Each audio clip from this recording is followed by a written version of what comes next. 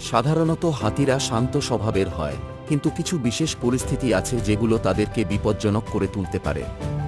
যখন হাতিরা নিজেদের বা তাদের দলের জন্য হুমকি অনুভব করে, তখন তারা আক্রমণাত্মক হয়ে উঠতে পারে।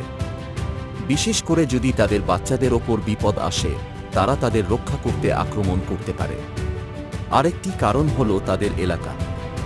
হাতিরা তাদের এলাকা নিয়ে খুব সজাগ থাকে। যদি কেউ তাদের খুব কাছে চলে যায়, তাহলে তারা তা হুমকি হিসেবে ধরে নিতে পারে এবং আক্রমণাত্মক হয়ে উঠতে পারে। মিলনের সময় পুরুষ হাতিরা সাধারণত বেশি আক্রমণাত্মক হয়। এই সময়টিকে মস্ত বলা হয়, যখন তাদের টেস্টোস্টেরনের মাত্রা বেশি থাকে এবং তারা চ্যালেঞ্জ গ্রহণ করতে ও লড়াই করতে বেশি আগ্রহী হয়।